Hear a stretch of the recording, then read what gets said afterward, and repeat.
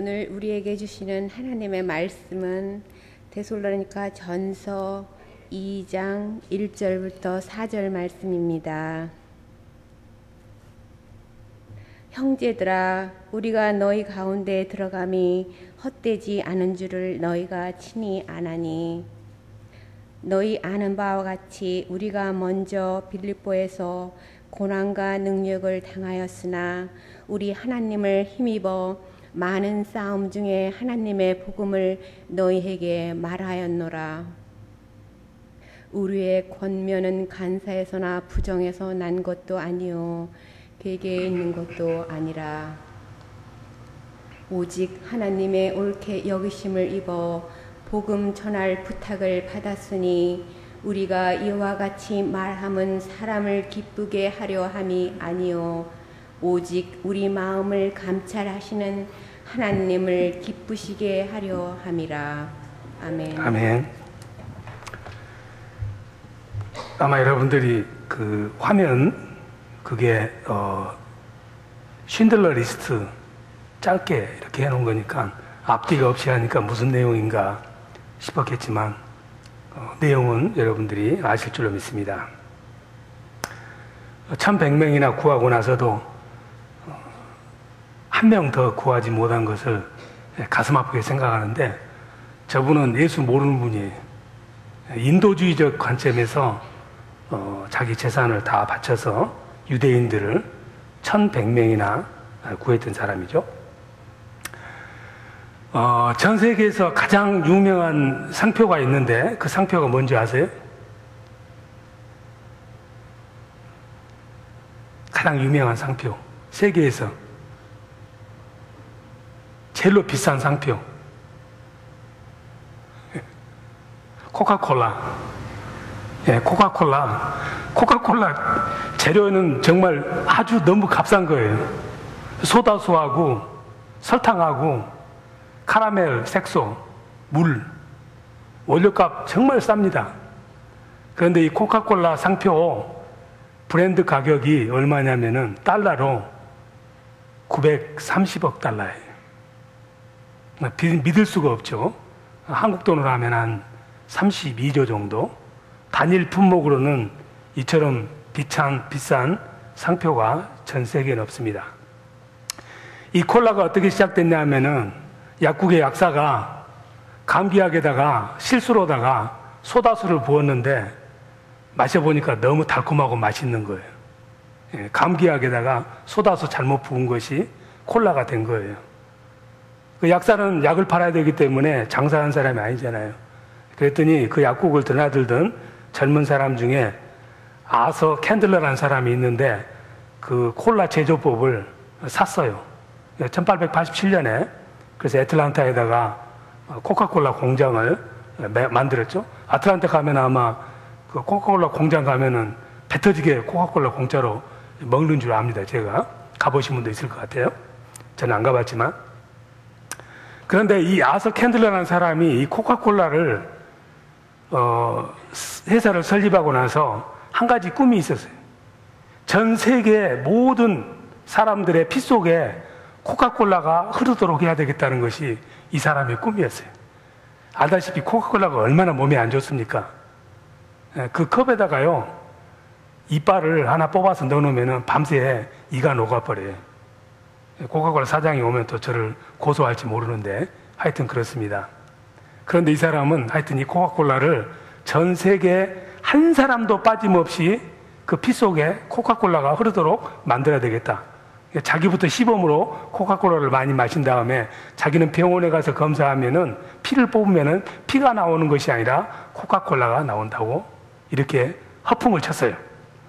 회사를 설립하고 나서 이제 사람 판매사원을 모집했습니다. 이걸 어떻게 팔까 생각을 하다가 자신이 그 감리교를 열심히 믿는 분이었어요. 그러니까 19세기에는 미국도 참 영적으로 아주 부흥이 됐어요. 부흥회도 많이 하고 기도도 많이 하고 그때 해외에 선교사가 가장 많이 나갈 때인데 이 사람이 이 코카콜라를 전 세계 만민에게 보급을 하려면은 복음적으로 해야 되겠다. 그래서 이 사람은 코카콜라를 파는 것을 자신이 하나님께서 자신에게 준 소명이라고 생각을 했어요. 그러니까 전 세계 땅끝까지 단 한 사람이라도 하늘에서 내린 이 갈증을 해소하는 목마르지 않는 음료수를 팔아야 되겠다. 얼마나 멋진 비전인지 모릅니다. 그런 다음에 판매 사원을 모집해서 일주일간 훈련을 시키는데 훈련이 붕괴입니다. 일주일이 끝난 다음에 마지막 날이 이제 결신, 이제 판매 사원으로 전 세계 선교적인 사명을 가지고 코카콜라를 팔러 가려는 그런 결신을 하는 순간에는 자기 형님을 불러요. 자기 형님이 목사거든.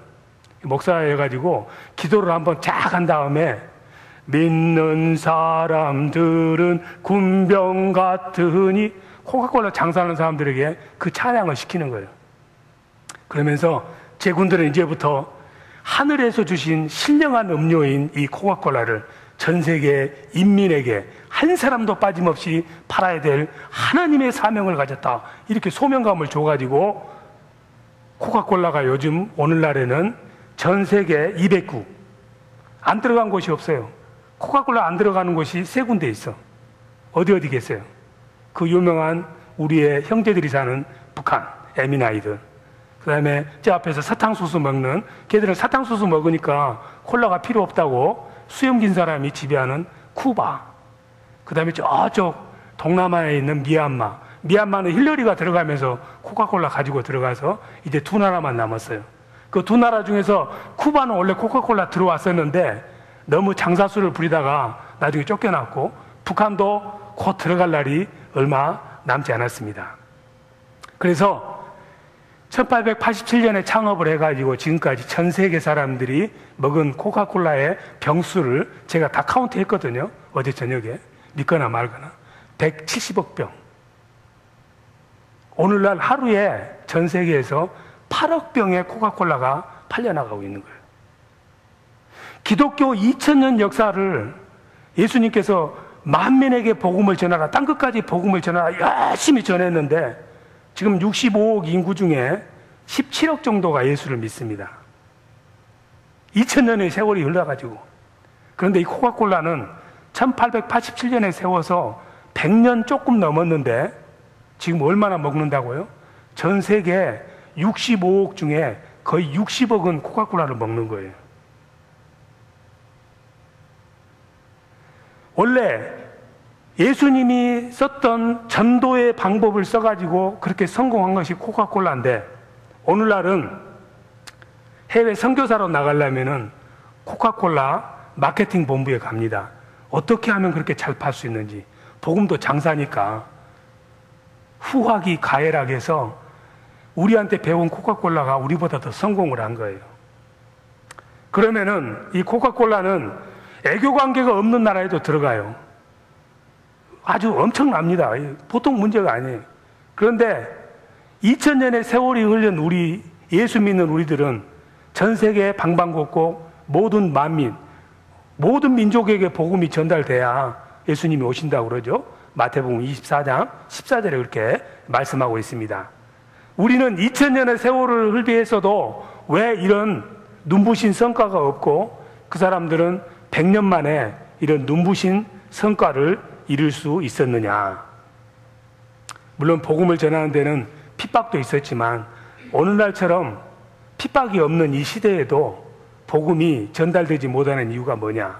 한마디로 말해서 우리들이 열정이 없기 때문에 그래요. 복음을 전해야겠다는 열정이 없어요. 사명감이 없어요. 열정, 사명하면 좀 거룩하지. 아예 복음을 전해야 되겠다는 관심도 없습니다. 이유는 왜? 예수 조용히 믿자야. 응? 나만 믿으면 되지. 그 시끄럽게 말이지. 가서 복음 전해봐야 감사하는 사람도 없고, 조용히 좀 믿자 좀. 조용히. 이런 생각, 셀피시한 생각을 가져서 남에게 복음을 전하지 않기 때문에 관심 자체가 없어서 요즘은 예수 믿는 사람 수가 감소하고 있는 그런 추세입니다. 그런데 예수님께서는 복음을 전하는 것은 해도 되고 안 해도 되는 것이 아니다고 그래요. 예수님께서는 복음 전하는 일을 우리에게 명령도 하셨지만 부탁하셨어요. 부탁했어. 제발 내 마음을 헤아려서 천하 만민에게 내 이 생명의 복음을 전하려고 우리에게 부탁했어요. 부탁한다는 말은 무슨 말이에요? 응? 이거 좀 해주십시오 하고 부탁할 때는 그 사람 눈치도 봐야 되고 이 사람이 할 만한 사람인가 아닌가도 체크업을 해봐야 돼요. 예? 제 집 식구가 제가 어쩌다가 북쪽에 가면 아시마켓 근처 가잖아요. 그럼 뭐 사오라고 그러거든요. 그러면은 쌀, 그 다음에 두부, 이런 것은 그냥 알죠. 그런데 좀 부엌에 있어서는 여자들만 아는 거 있잖아요. 참기름 중에서도 무슨 뼈, 무슨 이런 거 애매모호한 것들, 코너를 가도 잘 모르고 헷갈리는 것들, 그런 것들 이야기하면 물어보는 거예요. 뭐 사오라고? 참기름? 어떤 참기름? 한참 하다 보면은 말하는 사람들이 짜증나 버려. 이건 말해봐야 오라마나 가서 헛것 사올 것 같으니까 부탁 안 해버려. 내가 가는 거예요. 부탁을 받는 것도 영광이라 이 말이죠. 능력 없는 사람에게 부탁을 안 씁니다. 우리 모두에게 나는 능력이 없다고 생각할지 모르지만은 하나님께서는 다 예수 믿는 사람은 능력이 있다고 생각을 하셔서 내 이 피의 복음을, 십자가의 복음을 전하라고 우리 모두에게 그 부탁을 하시고 이 세상을 승천하신 거 아닙니까? 그러면 그 부탁을 어려운 시대, 사도 바울이 살았던 시대에 그 부탁을 받으면 고민을 많이 해야 돼. 죽을지도 모르니까. 그런데 오늘날처럼 이 편안하고 좋은 시대에 복음 전하다가 총 맞아 죽은 사람 미국에 있던가요? 시카고 사우스에 가서 복음 전했더니 아프리칸 아메리칸 사람이 기분 나쁘다고 총 쏜 걸 봤어요? 여러분들이 다른 사람에게 복음을 전했더니 기사대기 한 대 맞을 수는 있지만은 죽어라고 때리는 사람은 없고 폴리스에다 신고해가지고 이 복음 전하는 귀찮게 하는 녀석이니까 감옥에 가두라고 그런 나라는 그렇게 많지 않습니다. 부탁받는 것이 영광이에요. 사람 별 볼 일 없으면 부탁도 안 합니다. 뭐 좀 쓸만하니까 부탁해. 부탁받는 것이 영광이다. 자, 하나님께서 제발 복음을 좀 전해라 하고 여러분들에게 부탁을 했으면 여러분들은 그것을 영광으로 생각해야 되겠어요? 아니면은 부담으로 생각해야 되겠어요? 영광으로 생각한다는 분 손 들어보세요. 손 내리시고 부담으로 생각한다는 분 솔직히 있어요 좀. 신앙생활 하면서 세 가지만 없으면 신앙생활 하기 재밌지. 예. 이것만 없으면 교회 다 오겠대. 첫 번째, 11조만 없었으면 교회 다니겠대. 교회 안 나온 사람들 물어보면은 그 11조 때문에 교회 나가기 싫대. 없애버렸으면 좋을 것이 11조. 두 번째 뭐예요? 전도. 나 혼자 조용히 믿고 싶은데 왜 전도하라고 깽깽거려가지고 나도 성가시고 옆에 사람도 성가시게 하는 거야. 세 번째, 기도. 하나님이 다 알아서 우리 머리털까지 세신 분인데 왜 기도를 해야 돼? 이 세 가지만 교회에서 딱 없애버리면은 교회는 아름다운 소셜 장소가 될 수 있습니다. 전도하는 것은 우리에게 부담인데 그건 거룩한 부담이에요. 영광스러운 거예요. 하나님이 우리에게 부탁했으니까. 천사들이 얼마나 많은데도 나처럼 별 볼 일 없는 사람에게 전도하라고 부탁을 했으니 이 부탁을 받은 나는 얼마나 영광스럽냐 이 말이죠. 영광스러운 일은 부담이 됩니다. 힘이 듭니다. 올림픽에 가서 금메달을 따려면은 쉽지 않아요. 금메달의 영광과 동메달의 영광은 달라. 제가 금메달 땄잖아요. 아직도 모르는 분이 많아. 재범이라는 이름이 참 좋은 이름입니다. 얼마 전에 말이지, 성은 다르지만 임재범이가 얼마나 노래를 잘합니까? 노래만 잘한 줄 알았더니 이번에 유도해가지고 또 금메달을 따잖아요. 김재범이가. 임재범은 노래밖에 못하는데 김재범은 노래도 잘하고 금메달도 딴다 이 말이죠. 그 금메달 따려고 그 김재범이 얼마나 노력했어. 훈련하다가 팔이 하나가 당했는데 그걸 숨기면서 한 팔로 이긴 거예요. 영광의 길을 가는 것은 쉬운 것이 아닙니다. 전도하는 것이 쉬운 것은 아니에요. 어렵습니다. 그러니까 주님께서 부탁한 거야. 쉬운 일 같으면은 부탁할 필요가 없지. 그냥 아무나 알아서 할 거니까. 오늘 사도 바울이 보니까 이 데살로니가에 가가지고 복음을 전하다가 핍박을 많이 당했습니다. 빌립보에서도 핍박을 당하고 데살로니가에 가서도 핍박을 당합니다. 왜 그 고생을 사서 하느냐 이 말이지. 편하게 있어도 되는데. 에베소로 가고 로마로 가고 고린도로 가고. 그 이유는 하나님께서 자기에게 부탁을 했거든. 사도 바울아, 내 이름 좀 알려라. 그 부탁을 받은 사도 바울은 그게 너무나도 감사하고 영광스러운 것이기 때문에 그 부탁을 아무리 고난이 있고 핍박이 있어도 그 일을 향해서 달려가는 거예요. 하나님께서 맘만 먹으면은 뭐든지 다 할 수 있습니다. 그러나 특별히 구원받은 우리들에게 복음 전하는 부탁을 하셨어. 천사들이 있지만은 왜? 내 한 사람이 구원받은 것은 하나님의 아들이 십자가에 돌아가셔서 구원받은 거예요.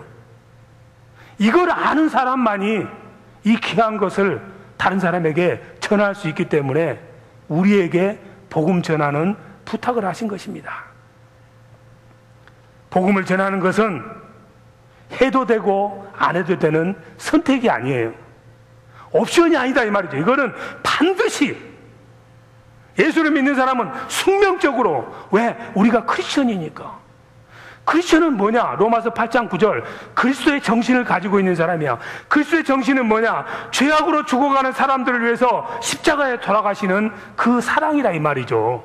그 사랑을 가진 사람은 예수를 모르는 사람을 향해서 복음을 전하지 않고는 견딜 수가 없는 것입니다. 그래서 사도 바울은 복음 전하는 것은 내가 임으로 하는 것이 아니라 부득불한다고 되어 있어요.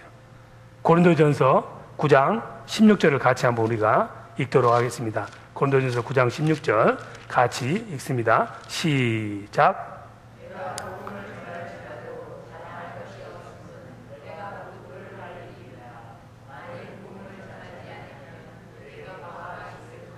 예, 복음을 전하지 않으면은 내게 화가 있을 것이로다.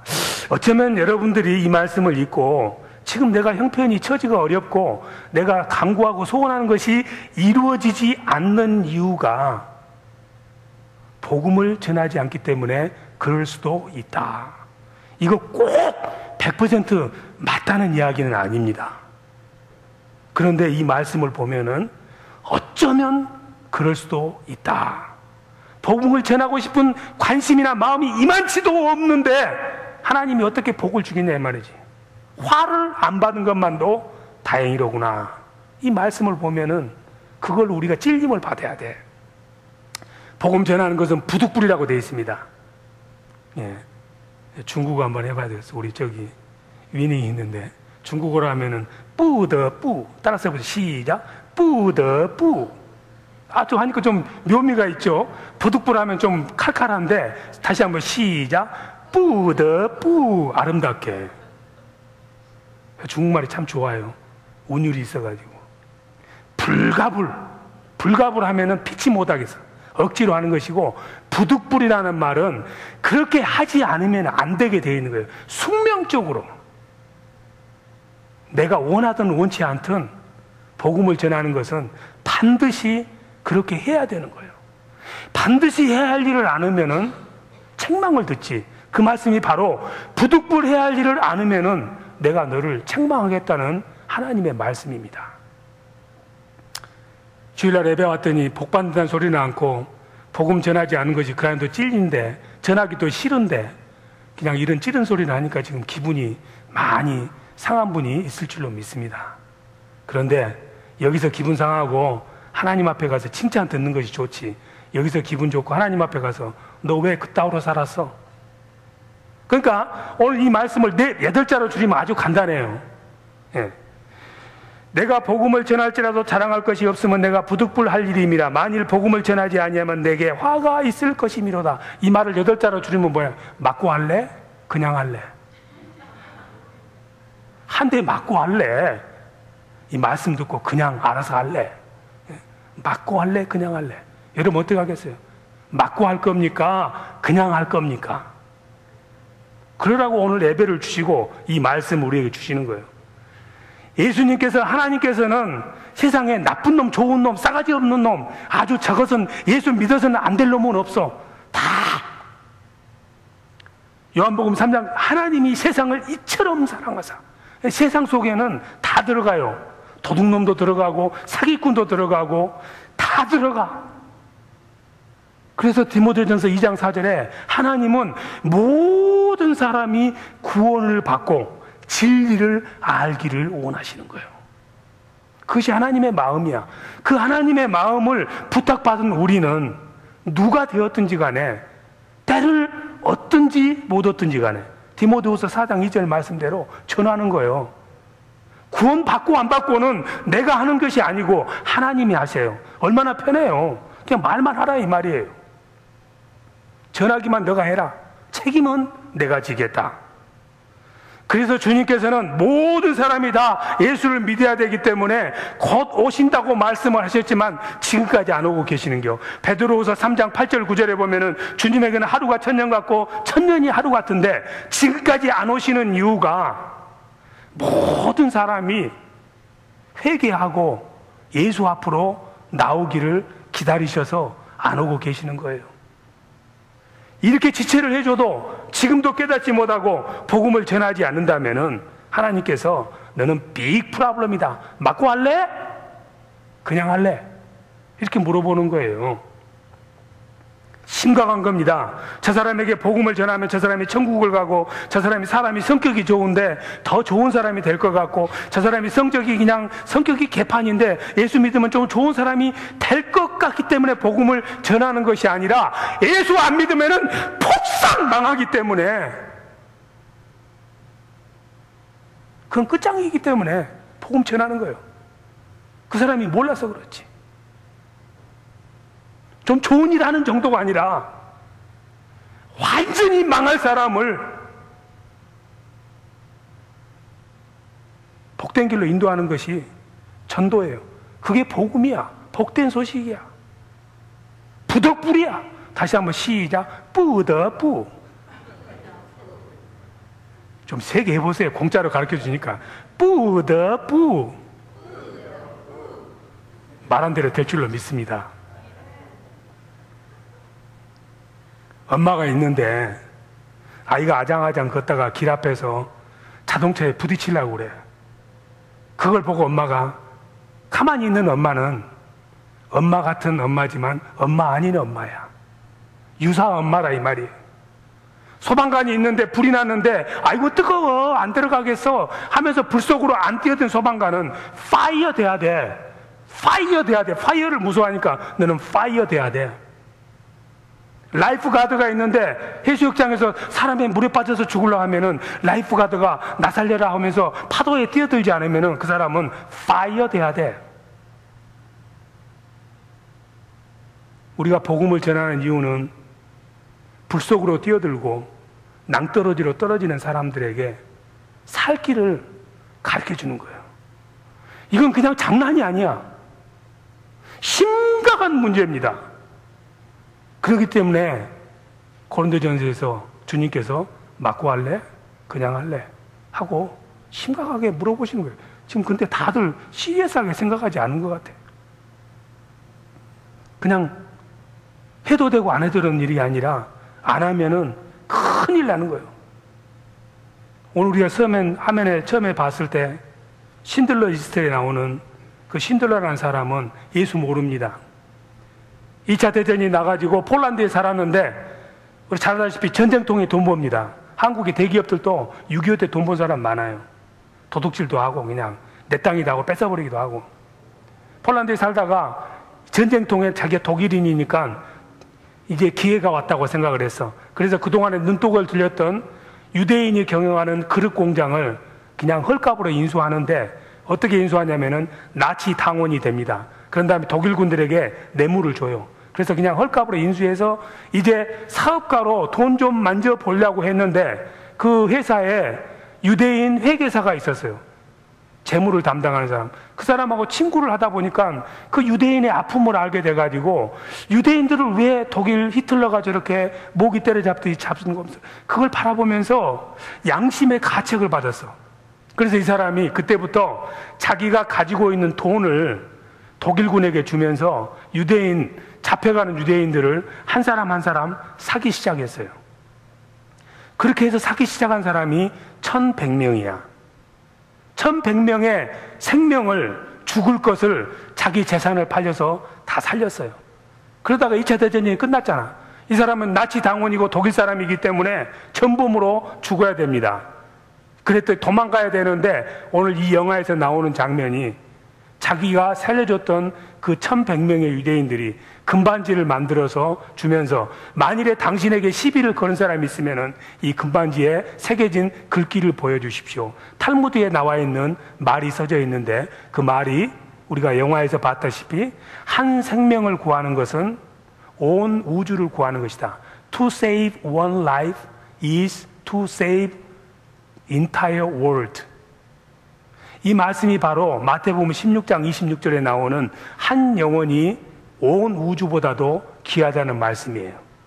그러면서 내가 이 자동차를 팔았더라면은 10명을 더 살렸을 텐데, 내가 이 나치 당원 금배지를 팔았더라면은 순금이 있기 때문에 2사람을 더 살릴 수 있었을 텐데 내가 왜 그렇게 하지 못했는가? 우는 거예요. 이 사람은 예수 몰라. 죽어가는 유대인을 보면서 불쌍해서 자기 사제를 털어서 살렸던 사람이야. 저도 그렇고 여러분도 그렇고 저 목회자지만 솔직히 전도 대상인분들을 놓고 눈물로 기도해 본 적 없습니다. 교회 부흥을 위해서 한 사람이라도 더 데려오고 싶은 욕심은 많이 있었지만은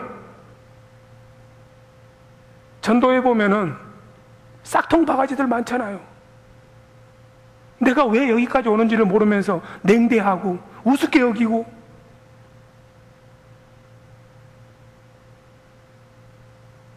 저부터 그런 사람들을 놓고 눈물로 기도하고 사랑으로 가서 권면하면은 역사가 일어나는데, 담임 목사인 저부터 교회 부흥은 꽃감은 생각하면서 눈물을 흘리지 않으니까 전도가 안 되는 거예요. 먼저 여러분들이 예수 믿지 않은 영혼들에 대해서 예수 모르기 때문에 그럴 수밖에 없으니까 애통하는 마음을 가집시다. 저부터 눈물로 기도하고 사랑의 손길 내밀면은 예수 만납니다. 내게 그런 사랑이 있는지, 신들러처럼 예수를 몰라도 영혼 하나에 대한 뜨거운 사랑이 내게 있는지 오늘 하나님께서는 여러분의 양심에 묻고 계십니다. 저는 고백합니다. 김재원 목사는 유도를 해서 금메달은 땄지만 그 영혼 하나를 눈물로 기도해서 하나님에게 올려드릴 만큼 그렇게 순수하고 깨끗하고 애통하는 목사가 아닙니다. 제가 이러니 여러분들은 어떻겠습니까? 화를 당해도 마땅한데 화를 당하지 않는 것만 해도 감사합니다. 전도하는 것은 선을 행하는 것이에요. 죽을 사람을 살리는 것이기 때문에, 눈에 불 보듯이 뻔한 선을 행하는 것이기 때문에 이 선한 것을 놓고도 행치 아니하면은 하나님은 죄라고 그럽니다. 야고보서 4장 17절에 선을 알고도 행치 아니면은 죄니라. 불 가운데 빠져가는 영혼들을 불쌍히 여기지 않고 그 사람들을 향해서 예수의 사랑의 손길을 내밀지 않으면은 죄니라. 오늘 이후로는 저나 여러분이 삶의 우선순위를 바꿉시다. 부득불 반드시 숙명적으로 우리는 내 주위에 예수를 모르는 사람들을 향해서 애통하는 심령으로 예수의 사랑의 손길을 내밀어야 되는 크리스천입니다. 하나님께서는 이 말씀을 듣고 순종하는 사람은 다니엘서 12장 3절에 많은 사람을 하나님께로 인도하는 사람은 like a star forever and ever, 하늘에 빛나는 별처럼 아름다운 멸류관을 씌워주신다고 약속하셨습니다. 마음의 찔림을 받으시고 내 마음에 오늘 이 시간에 내가 전도해야 될 사람이 누굽니까? 내 부모, 형제, 내 남편, 내가 만나는 사람들, 오늘 이 시간에 우리가 그 이름을 내 입술로 예수님 이름으로 기도해서 예수 만나는 도록 내가 쓰임받을 수 있도록 같이 한번 오늘 이 시간에 우리 마음속에 있는 사람들을 놓고 예수님 이름으로 같이 기도하면서 주여 이 영혼을 구원하여 주시옵소서. 내게 용기를 주셔서 주의 아름다운 복음을 전하게 하시고 사랑의 손길을 내밀게 하여 주시옵소서 하는 기도를 같이 한번 우리가 하시도록 하겠습니다. 같이 기도하시죠.